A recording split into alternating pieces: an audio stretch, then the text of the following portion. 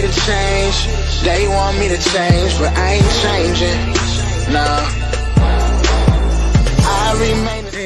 And you are now tuned into another episode of Intellectually Petty Radio, brought to you by M3S3 Clothing. Men make moves and suckers stand still. And as always, on the mighty Nerd DJ Radio Network, you already know, every minute, every week, every second, we only rock with legends around here. But before we get to that, I need to announce the greatest thing since sliced bread. We have partnered with Beautiful Machine Magazine.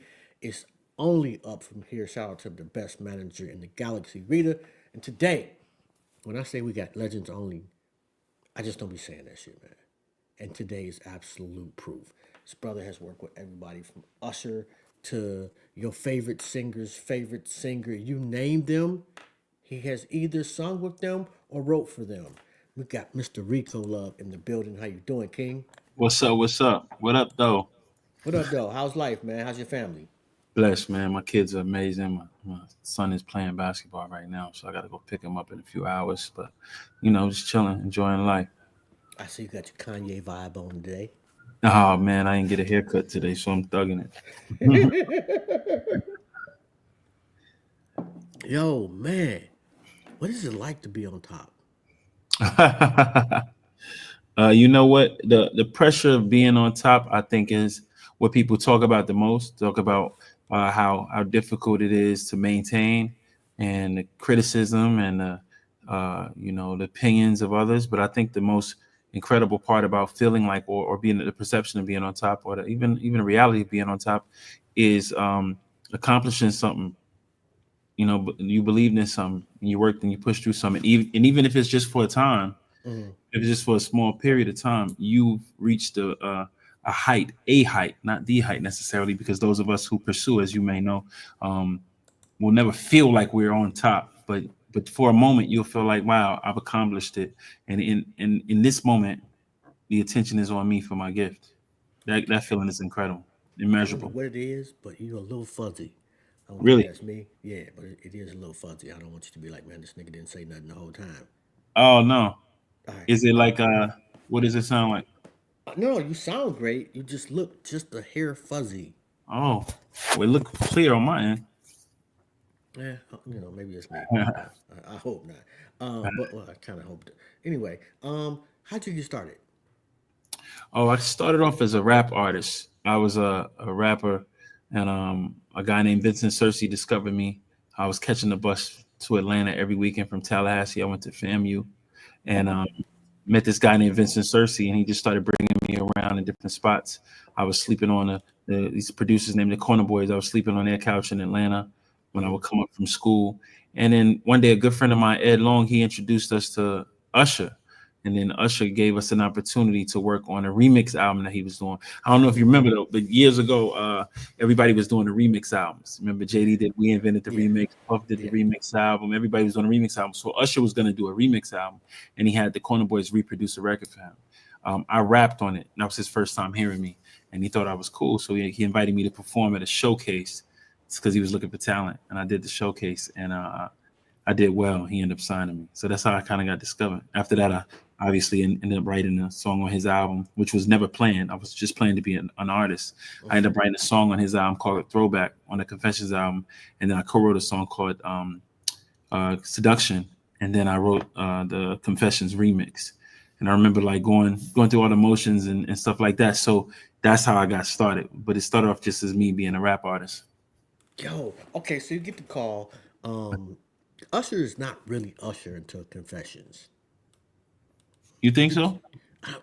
Confessions put Usher into another galaxy. So let me ask you this.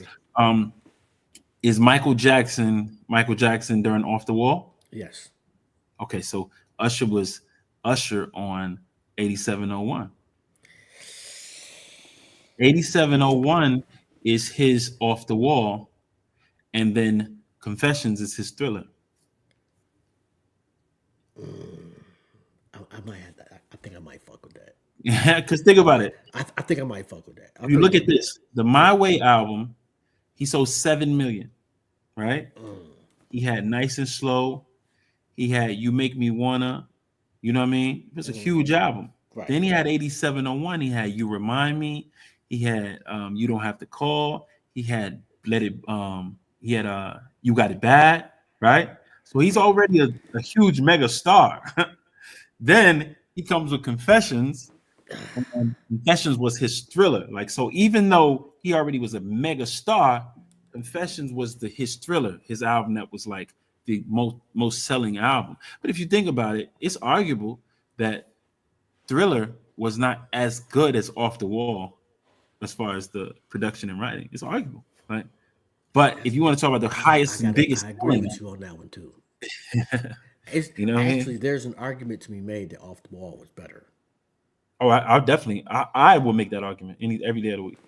Yeah, yeah. I guess I fucks with Yeah, Off the I'll Wall make that like argument. crazy. Like Yeah, when you go from back to back, Thriller yeah, just the peaks were higher, yeah. but I consistency think that Off the I think Wall is crazy, bro. 8701, 8701 in my way has some strong points. I think that Confessions was the perfect album though, Yeah. because there were moments on 8701 that I could have did without. There's not Okay. one moment on Confessions that I would change. Okay. So when you get the call for confessions, like when you weren't supposed to, I guess. Mhm. How'd you explain it? So basically, I was signed to Usher as an artist, and I Mm, just went to his office to get money. I needed some money, so I was like, "Yo, what's up, man? Like, I got signed. I don't have no money. I don't have nothing. My family see me around with you. They asking me for money. People think I'm rich because I'm signed. What's up?" And he said, I could give you some money, but you just spend it. So why don't I give you an opportunity to make your own money? So he gave me a track, and then I wrote Throwback. He gave me this track that Just Blaze produced. He said, everybody's been trying to write to it, but nobody can nail it. So he gave me the track, and that's when I wrote Throwback. what, what's that feel like being a writer on one of the greatest albums in music history?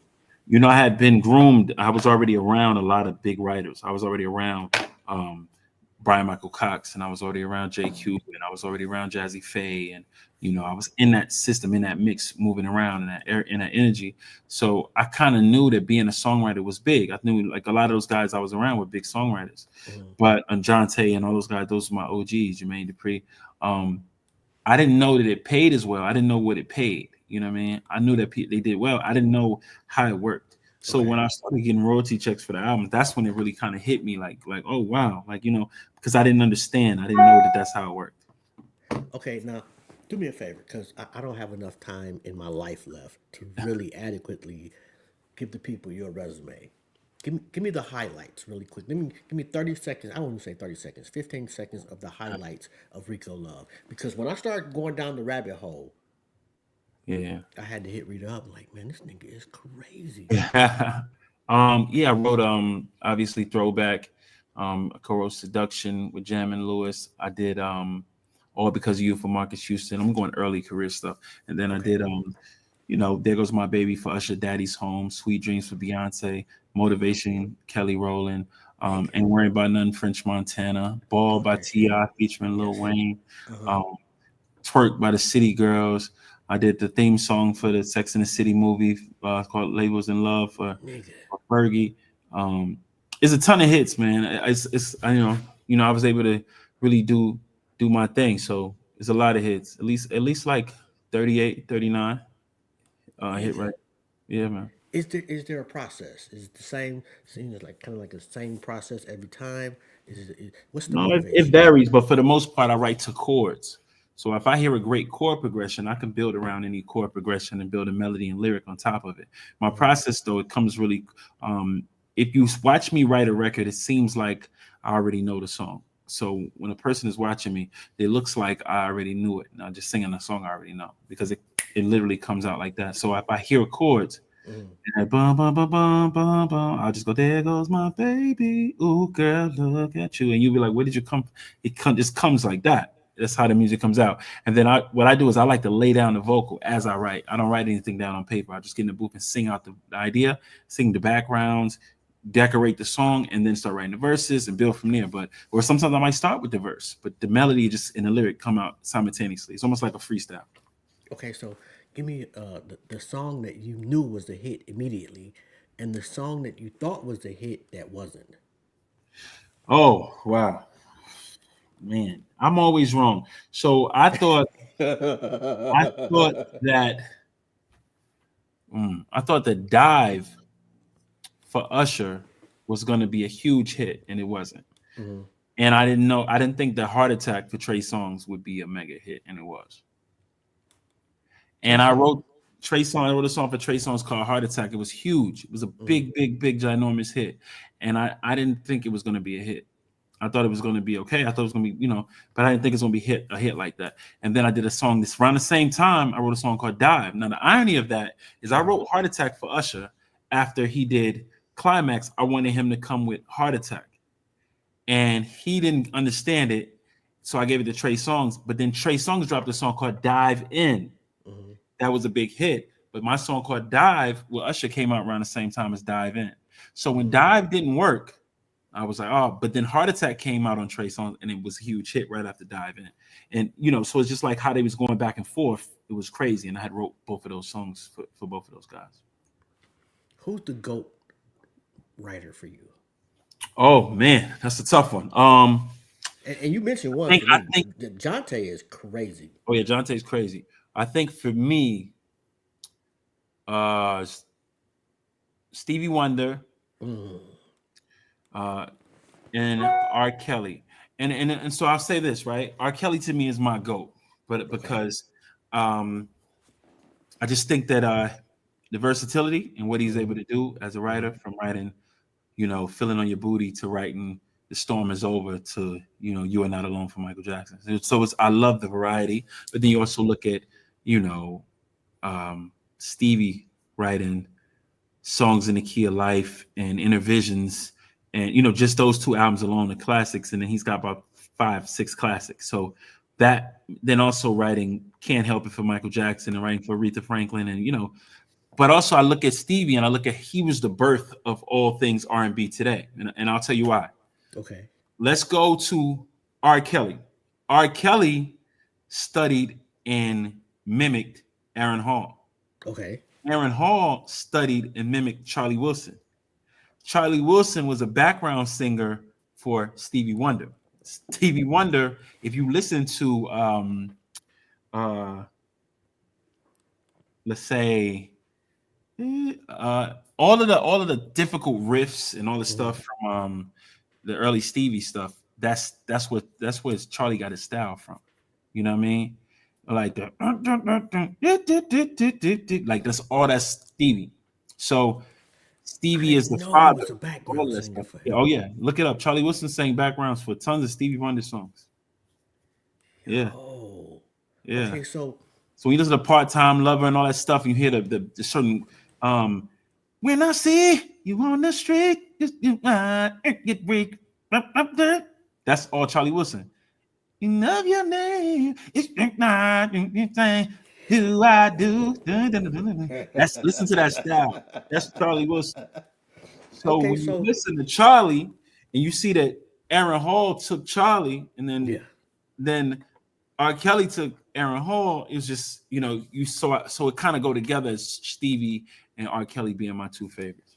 Okay, I'll feel you on that. Okay, so give me, give me a one of your most memorable in studio moments. Like, who?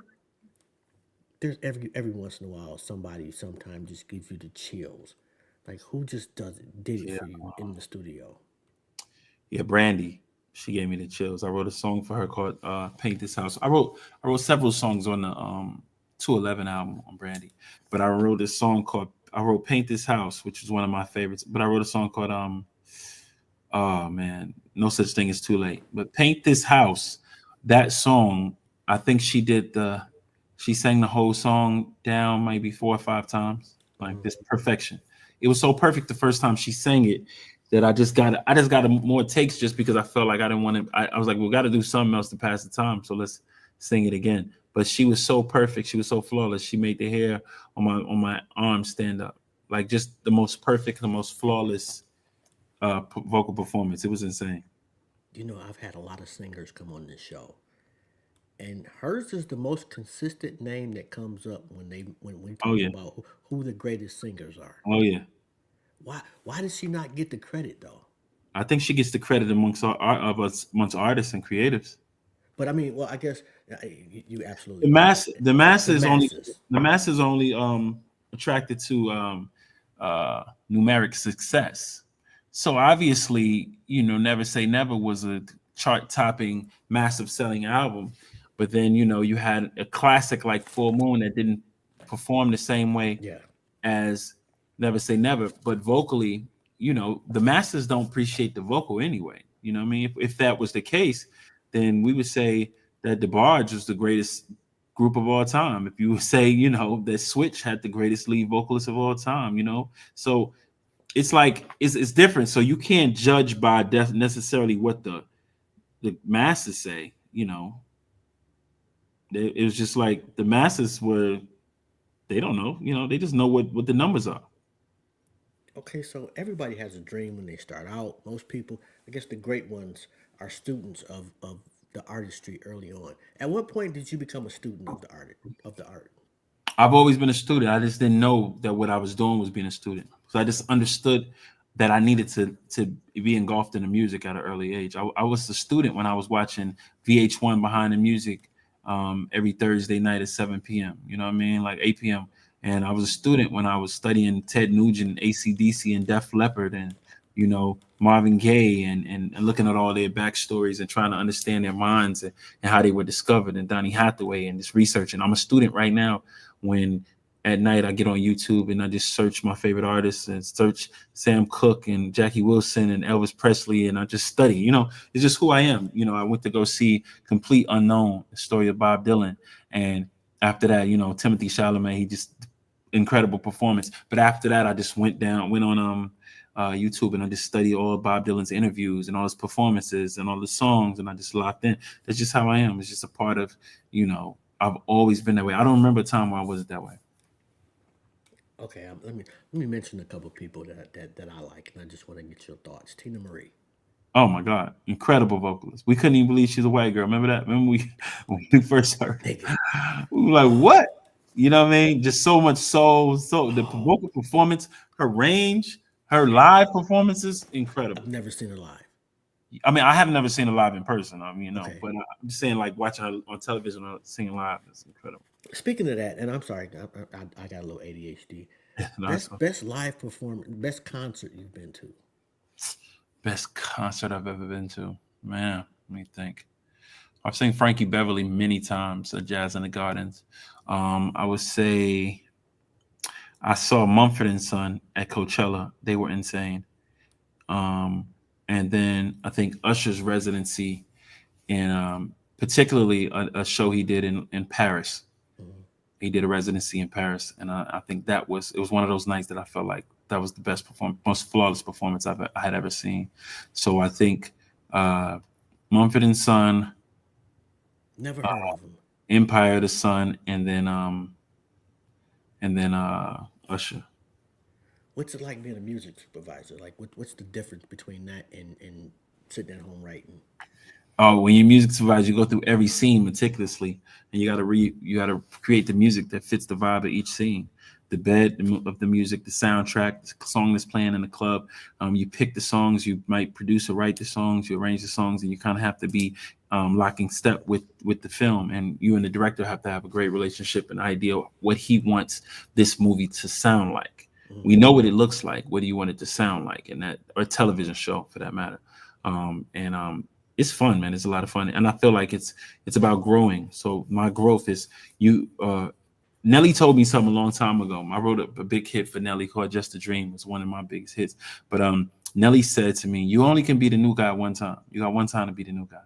So you got to figure out what you're gonna do with this success, because this Rico Love Turn Lights On moment where you're the number one guy, you're only gonna be that guy one time. Now you could come back around and have a huge year, but you're not gonna ever be the number one guy." The newcomer ever again. Yeah. LeBron James could score 80 points, but he's not the guy yet right now. He was the guy. Yeah. You only can be the guy one time. So when you get in this game, figure out where you're going to take it, because it's never going to be this moment again. And doesn't mean you're not going to have moments. Doesn't mean that you're going to fall. But Jay-Z, at the height of Jay-Z musically, is is huge, but the height of Jay-Z business wise it surpasses that Crazy. times a million. So, but he still would never be the new rap guy again, ever. Oh, but So what I did with the music supervision is my idea of saying, okay, bro, how do we recreate what we love, and how do we create consistency musically and sonically? How do we do this stuff without, do what we love and be consistent with it, but reinvent ourselves as well? what song have you written that you wrote for somebody that didn't take it that should have? I wrote Ball for Meek Mills. And I gave it to him. I played it for him. He was like 4 hours late to the studio, and I was so annoyed. And I played it for him. This club so packed. These so drunk. This club so packed. I was slaying for him. I got a bottle, got a model, got a molly, got a blah, blah, blah. I was thinking about him with hold up, wait a minute, finish. Right. And I gave that to him, and he didn't. He pissed me off because he was so late to the session, and then when he showed up, he stayed for a minute. So I didn't even play it for him. I was like, I'm not even gonna play it for him. I was so annoyed because I'm like, what's mad at me waiting? So I was like, I just played him some other shit that I knew he wasn't gonna fuck with. And then he left, and then I flew to Atlanta and played it for T.I. It's the #1 record on T.I. Does he know that? I don't think he knows it. Yo, That's my man though. That's my man though. But he was like super late to the session. And I was like, damn, bro, that's crazy. And I was so excited to work with him. I love Meek. Still to this day, I love him. But he didn't show up. I mean, he did show up and he was late. When he walked in, he was kind of like casual. Like, me, if I'm late, I'm gonna be like, yo, my bad. I'm sorry about that. He just kind of strolled in, stuck around for a minute or two. And I played him. Hollywood. I just played him some shit. And then I was like, my engineer was like, you want to play him? I was like, nah. And then I flew to Atlanta, played it for Tip, and ended up being a big hit for Tip. What's his secret? Why is he a superstar? T.I.? T.I., yes. You can't teach it, man. It's in you. What they say, it's in you, it ain't on you. You know what I mean? First of all, his tone, one of the most memorable tones in hip hop. Mm-hmm. His speaking voice, you know it when you hear it. His cadences, just the way he performs on the record. It's just incredible. It's just something you can't teach. When you heard Dope Boys and the Trap niggas, you be like, man, what is this? You know what I mean? Yeah. That flow, everything about it was just like incredible. He captured the down south nigga. Yeah. but could rap. You know what I mean? That was in a time where they would discredit Southern artists as great rappers, with the exception of 3000. So I remember hearing him and being like, oh wow, he had a Southern drawl, he could really rap, and it reminded me of Andre. So I was just like, man, this is gonna be interesting. And I was down there starting my career when he was coming up. What haven't you done yet that you want to? Man, what haven't I done? There's so much that I want to do. I've always wanted to have a successful record company. I haven't been able to do that. I've always wanted to develop and build and break artists, like break brand new artists. Haven't been able to do that. Also, I want to write and executive produce a film. So that's something that I'm working towards right now as we speak. Yo, Dennis Reed, holla at your man. Dennis Reed's killing niggas in Detroit. Detroit is killing the movie scene. Oh my God, man. And they it's just getting better. Love to see the home team win. Yeah. Okay, and I asked this question to everybody. You're sitting on the park bench and God sits down next to you and says you can ask him or her one question. What would it be? Oh man, what is heaven like? Let me ask you this. What is it like after we move on? Because everybody's so afraid of death because it's the unknown. But what if when you go, you can get there and it's like, whoa, we were scared of this. This is the greatest place ever. What if everything is the most amazing thing? You know what I mean? Or what if it's nothing? Who knows? But the point is, I would be curious to know. That's the thing that makes me most curious, because people don't fear death. I think they fear not knowing what's on the other side of it. If they knew, I think people would live their lives totally different. Now, let me ask you this, and I've never asked anybody this, but what if it was Satan? Would you have a question? Oh man, that's like, oh, I never thought about that. I don't know if I would probably try to understand what's the goal, what's the end goal, and does he really believe he could win? And what about, because it has to be something in him that believes he could win. That's a fucking question of the millennium right there. Because the Bible teaches people that even Satan knows that he can't defeat God, right? So if that's true, which I don't know, I think Satan exists inside of all of us in a sense, like Mhm. that spirit of doubt, that spirit of negativity. I think that his essence, it exists in us. It's just about how much louder God's presence has to be in our ear. I think God allowed Satan to have control of the flesh, and I think God has control of the spirit. So that's why when our flesh will make us angry enough to kill somebody, even though our mind will tell us that's not right. And even a psychopath knows it's not right, because what do they do after they kill somebody? They hide it. They hide the weapon, they hide the body, they want to get away, they try to hide in plain sight. If they really thought that, if their spirit truly believed that what they were doing was right, they wouldn't run, they wouldn't hide, they wouldn't. So I think Yeah. that it's a little bit of that exists in everybody. It's just about how much of it do we want to allow to separate us from God's love and his goodness. So I would absolutely agree with you. And Rita is banging me on the forehead to ask, can she be your music coordinator, please? Thank you, Rita. okay, yeah. Me always hold me down. Whatever she needs, whatever way we can do some shit together. I'm down. All right, so and I don't know where I heard this, but did Gucci Man pull up on y'all in Miami with no security? Was that's the story? It's very true. Yeah, all the time. Yeah. What's Gucci like? Gucci lived down the street from me. He's right down the street right now. But yeah, we were in the studio, and he came in the drop top Phantom Dolo when he had just got out of jail. I did work on that album with him when he came out of jail. I did a record called Missing My Woe and another song with him and Monica that I wrote. But yeah, he just pulled up, nothing, just by every time I've ever seen Gucci, he's always by himself. Every single time. Really? Every single time.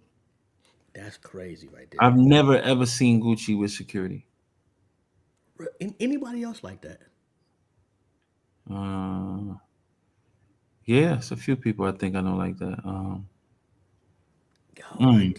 I don't. Gucci stands out the most right now in my mind, but I'm sure there's other people that if I thought about it, I would say, Yo, that's crazy. yeah.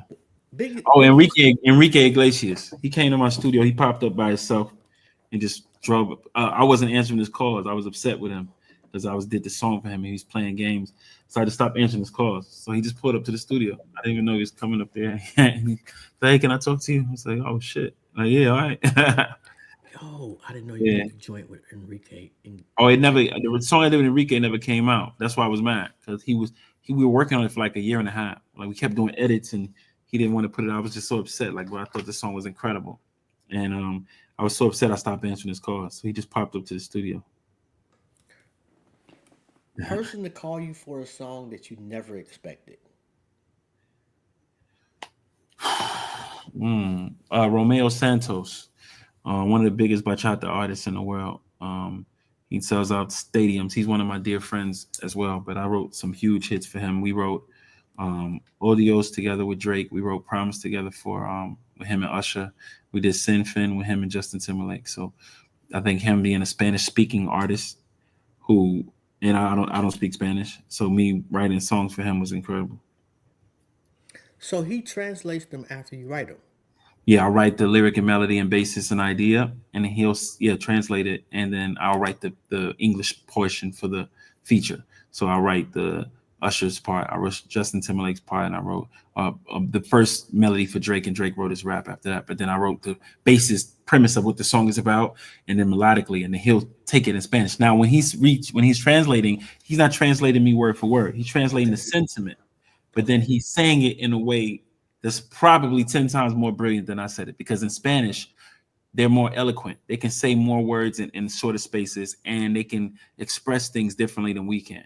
Like if we'll say, you remind me of a girl that I once knew, but in Spanish you could say, your face is so familiar. feel like I've known you forever, but it's frozen in time in this mystical palace of love. And you're like, what?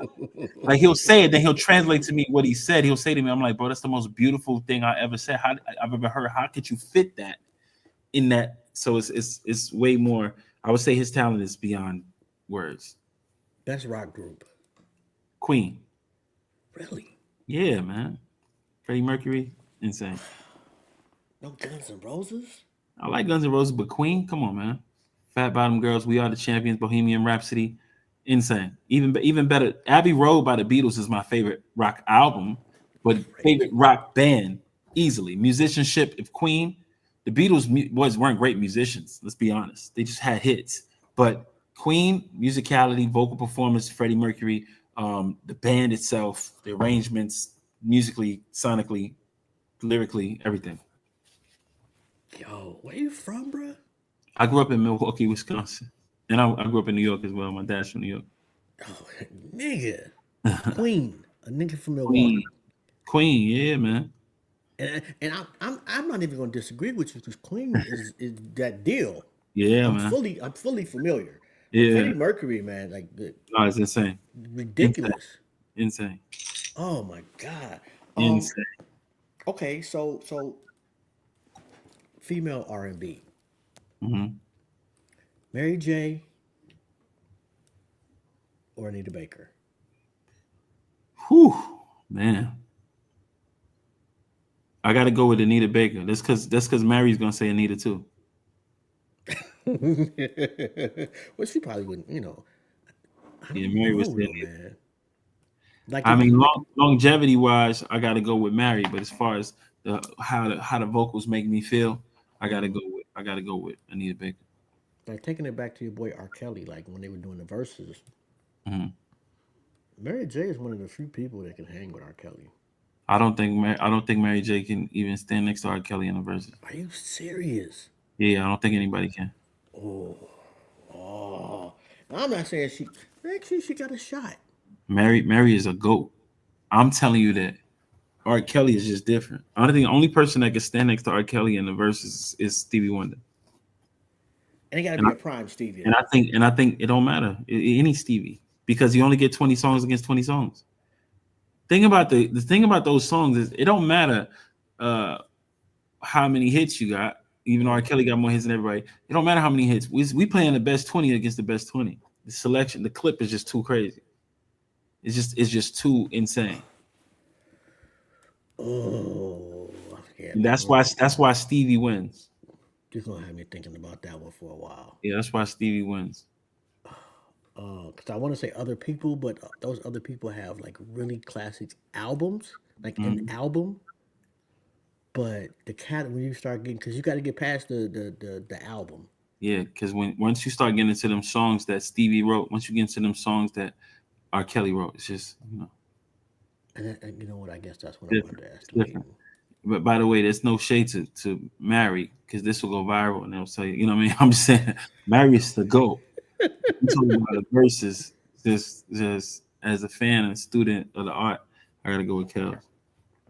Where is music at right now? Is it in a good space? I think that music is in a good space. It's just so much of it.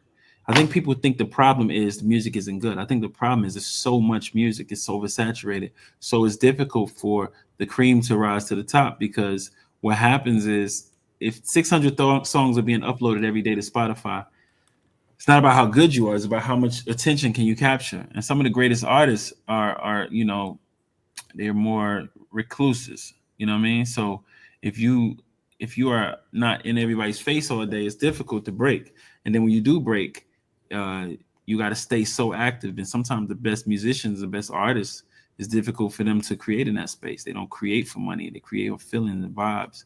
So they're not going to drop an album every year because they're like, I'm not inspired right now. So, I think that musically, the talent is out there and the substance is there. There's just so much of it surrounding, it's like you got a muscle right here. Mm-hmm. It's just a lot of fat around it. Don't mean the muscles ain't there. You got a six pack. Everybody has a six pack. Yeah, tell that to my stomach. There's a lot of fat. A lot of fat surrounding. You cut through the fat. I mean, it's the six pack down there, and that's what the substance of music is like. It's so much quality. It's just surrounded by so much fat. Favorite studio to work out of and favorite engineer. Oh man, my engineer Sam is my favorite right now. Well, he's been my favorite for a while. And then my favorite studio, I think, would be Jungle City in New York. And why does that make a difference? What sets that studio apart?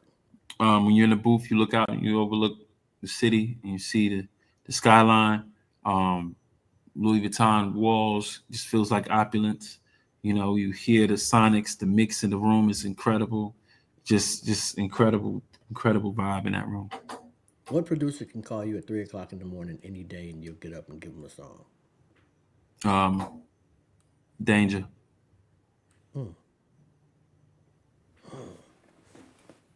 Anybody else? I'll say Maine from the Runners.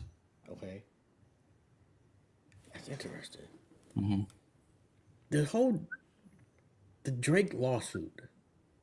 You agree or disagree with what he's saying?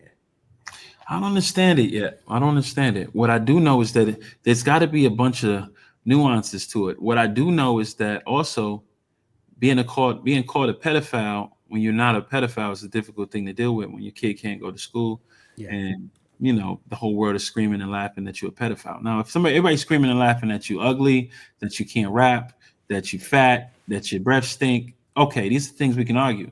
But the fact that it is saying everybody can say, well, people don't really think he's a pedophile. Yeah, but that's not what it feels like. You know what I mean? So I don't know what the lawsuit is about. I can't even get into that because I don't know. I don't know what the details of it is, what of the details of the suit are. But I will say this: I could never imagine somebody. I've been made fun of. I've been humiliated on the internet before, right? I had situations where people spoke out against me on the internet, things that some was true, some wasn't true. The humiliation of that was, man, devastating. I didn't feel like I wanted to even go outside the next day. But I've never been called a pedophile. Yeah. You understand? Like that's different.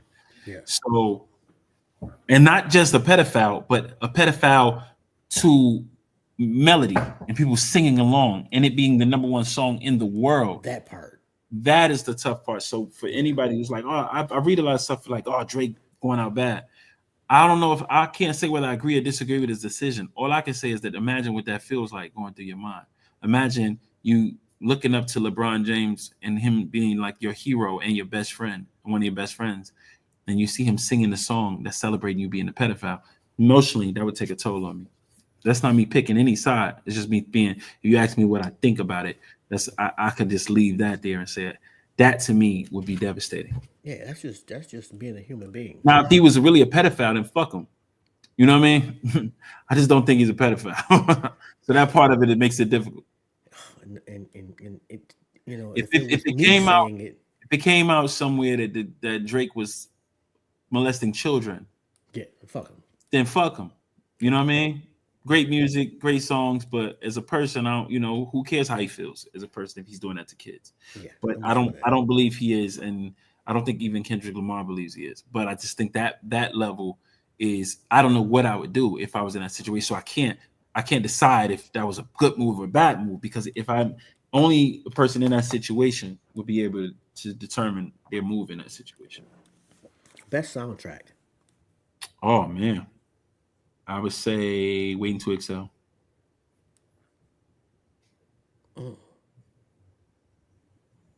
We were talking about me and a couple people was talking about this the other day, and Boomerang, and the Bodyguard were like the top two that we came up with. But Yeah, but the Bodyguard had a lot of fluff in it too. Bodyguard just had big, huge moments. yeah, But as far as the whole body, or I had this conversation with L.A. Reid, and I was like, man, Queen of the Night was such a terrible song, right? And he was like, it's funny. He was like, I wrote that song. I was like, oh shit. Oh my bad. And he said, don't feel bad. I also wrote End of the Road, so it's fine. It made up for it. So like that. Ooh, that's a song right there. That's a songwriter's song right there. Yeah. When it's all said and done, I say up to this point, What's your favorite song from you? Uh my favorite song from me. Um I think I think I wrote a song for a young lady named Texas, TXS. She wasn't signed to a major label. I wrote a song for her called Destroyed. And I would challenge everybody to just go look that song up. It's called Destroyed, and it's by an artist named Texas. And to me, I think that's my greatest song. What made you give a song to somebody we've never heard of? Because that's how you break them. That's how you know she was an artist. I believed in. I thought it was incredible. So I wrote her whole album, produced the whole album, bankrolled the whole album, everything. I thought she was going to be an amazing star. So you believe in something, you gamble on it, and you just work. You don't think about, well, I'm gonna save this for somebody else. You just like, I'm gonna give this person the best I can give them. You know. What went wrong? I mean, I think different decisions that people make, or maybe they don't. We don't have the same vision for she. Maybe we didn't have the same vision for her career she had for. Yeah, you just never know. So many different variables, bro. When do you have children? Yes, two children. Your first child when they were born. Hmm. Biggest fear and what was your happiest moment? Not the actual child being born, but your Hmm. happiest thought. Yeah, when my son, the way my son would light up when he would see me and get excited and making him laugh, that was the most happiest I could ever been. I could ever be. Still to this day, my son is really low key and calm. So when I make him laugh and I make him smile, that makes me happy. And he's 14 now. And I think the biggest fear was protecting him and making sure that I can always take care of him. That's always been the biggest fear. I think His most father. fathers share that. Like I want to Yeah, be able to make sure I can take care of him. yeah. You got two boys. I have a boy and a girl. I know. I've got three daughters. Mhm. So like I saw graduations, weddings, proms. It was just like a movie, like Mhm. immediately. And man, like the weight was so incredible. Like I felt so much pressure at that moment. Am I? Did you experience anything similar? I'm just curious. Am I the only motherfucker that went through that? When you say that again? The pressure that I felt to be a good father. Yeah, that was always. But as far as being there for my children, I never felt that pressure. I just Okay. know that's just in me. That's just who I am. I knew, I want more kids. You know what I mean? So I know that I'm I know that I'm a dad by nature. You know, some women say I'm born to be a mother. I was born to be a father for sure. So you talking about Nick Cannon level or just a couple more? No, no, no. I only have two, and I haven't had my last one. My daughter will be 10 in April, and my son will be 15 in April. So it ain't like I'm on a spree. I ain't in a, but I definitely would. And I got one baby mother too. So, but I would definitely love to have another. Um, I would love to have another one. So, but not like nothing crazy, not a bunch of kids. Okay, so I give you a blank check, but I want you to do a biopic for your first movie. Who would you Mhm. do? That's not Stevie Wonder. Biopic. I think I would want to tell the story of Sam Cooke. You know what I mean? His situation was insane. I think a biopic of Sam Cooke would be amazing. Him getting the loan from the mafia, the controversy around his death, him discovering Bobby Womack, um, and him Bobby Womack wearing his clothes to his funeral and sleeping with his wife, marrying his Nasty wife, and then word. marrying his daughter. Like that whole craziness would be crazy. And the relationship between Sam Cooke and Jackie Wilson would be interesting to see in the film. Bobby Womack was. Yeah, savage. My, Savage. that nigga might be the most savage nigga in the history of ever. Savage. Like, why would you wear this man clothes to his funeral though? Like that's just yo. It is I don't want to get into the whole Puffy situation, but there's always been, Hollywood or the music business is unfortunately they take advantage of a lot of people. What's been the biggest disappointment with the business aspect for you? Oh man, I think that the way the music business has changed and shifted away from radio and more to the streaming makes it a lot difficult to break an artist because it's not about one particular song doing well, and that part of the business is frustrating because when you're a song guy like me and I write hits, it's difficult because the hit don't matter and radio isn't as important. Radio doesn't break artists anymore. You don't even get played on radio until you have already about uh 20 million streams, 25 million streams. So it's not like the same. So that part of it is frustrating. Does money wise is it the same? Is it better or is it worse? Uh it's in different spaces. Like advances are huge now. Like you can get a humongous advance. But as far as streaming doesn't pay the same for publishing, but I think masters, if you own a master, you can get some good money. But also the longevity of a record, I think it may work out, in the end because it's the gift that keeps on giving. You know. Best hip hop record. Oh man, uh, Life After Death, Biggie.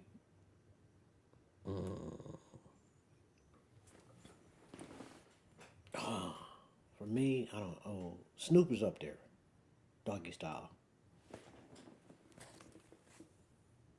Sonically, actually for me, Dr. Dre sonically for his generation was light years ahead of everybody else. In hindsight, like there's other people I like the music, but just the quality of it, crazy. What's next for you? Man, building companies, building brands. I got a lot of real estate ventures. I'm doing film and TV. I'm developing some really cool, exceptional artists, and I'm still writing at a high level.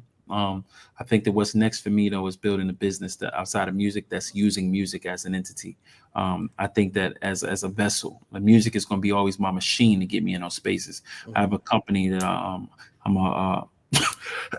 a partner in called Mars. It's the first ever company to IPO artists as investable items. So we basically created our own stock market for artists called Ahana. And basically you can buy, sell, and trade artists just like stock, but not just from their music, from their entire portfolio. Okay. Their real estate holdings, their publishing, their deals, their brand deals, the merchandise deals. We can really monetize all of it and do multiple deals and really, uh, build and monetize on that. Is that available to every artist, or is that you have to It, pick a certain? soon it'll be available to every artist. Right now, we're just developing it so that we can put it in motion. Yo, that's crazy. Yeah, man, it's something I'm really excited about. Please let me know when that drops too, man, so we can Yeah, promote man. that for you. Yeah, man. Yo, any advice that you want to give potential songwriters, artists, uh, label owners, any young kid out there that wants to get in the business? I would say the way you do anything is the way you do everything.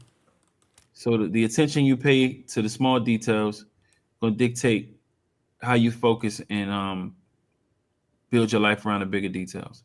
So the way you do anything, the way you do everything. If you go to school, get straight A's. Why? Because the way you do anything is the way you do everything. If you play basketball, play the best and the hardest you could ever play. Why? Because the way you do anything is the way you do everything. If they ask you to clean up the room, clean it the best and make it spotless. Why? Because the way you do anything is the way you do everything. And people pay attention to how you treat the things that they think or that most people would think don't matter. If you pay close attention and work hard on those small areas, then other person will say, man, I know for a fact that this person can be trusted to get the big things done because they were paid so much attention and gave so much energy to the small things. The way you do anything is the way you do everything. What do you need to get better at? Oh man, so many things I need to get better at. I think I need to get better at patience. Um, I need to get better at finding peace, finding my own peace. You know what I mean? Forgiving myself. So many different things, man. That's a great question. All right, I get one right every other show or something. I've Appreciate that. been enjoying this, man. I've been enjoying this. Yo, it's been a dope conversation, bro. and, and I'm honored. I truly, truly, and if nobody else tells you, I'm proud of you, bro. I appreciate that, man. That's a beautiful sentiment from one black man to another. I appreciate that. And that's absolutely the point, because brothers don't say that enough to other brothers. I appreciate that. That's real. So the record label, do you still have that? Well, Are you signing people? I still have my record company. I don't think I've been actively pursuing all of the label stuff. I got a few artists that I'm really excited about that I'm working on. Um, Sarah and Rania, these two sisters from France that I'm developing right now. I just signed them. And another artist, I have the paperwork is not done, so I don't want to mention it. But another artist I'm developing and thinking about developing, I think has great potential. So yeah, I still have my eyes open. I'm still open, but it was something that I kind of for a few years kind of stepped back from. What? So you just rolling through YouTube, you see somebody you like, and you have my people give your people a call? Sometimes they just cross my desk. Sometimes they just cross my desk. You know what I mean? And it just happens that way. Wow. Who in your phone can you call that impresses you the most that you can call? Oh man. I could call. It's not many people I can't call. Wow. Really? Yeah, there's not many people I can't call. Um, Sylvia Rome, I think I love her so much to be at this age and still function at the high level, being president of a company, being the only female CEO, in the music industry, and definitely only black female CEO. Um, Looking at, I could call Usher's the godfather of my children, one of my best friends. Um, Really? yeah, man, it's so many people that I can just, Larry Jackson, I can call. Um, so many people, but I'm blessed to be able to have great relationships. What's Usher like on a personal level? I'm just being nosy. Like James Dean, coolest motherfucker on the planet. Not for real, man. Real cool guy. When you walk in the room, you just feel like the presence of a superstar. It's insane. I'm just an old fat guy in this basement, man. I'm not about to be Usher. But he's the coolest, man. He's definitely the coolest. Go,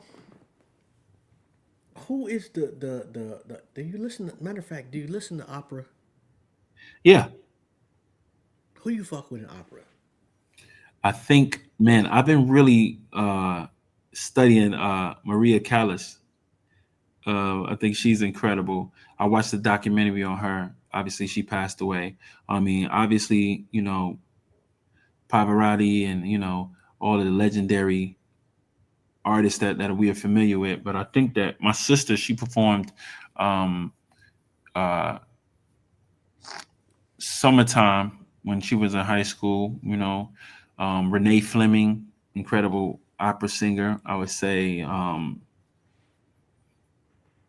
Mm, Bartoli, you Where's know, the book, bruh? hmm Placido Domingo. Like these are some incredible, some incredible opera singers that I think are amazing. But I'm a fan of all genres of music. I can tell. Have you Mhm. ever considered teaching music?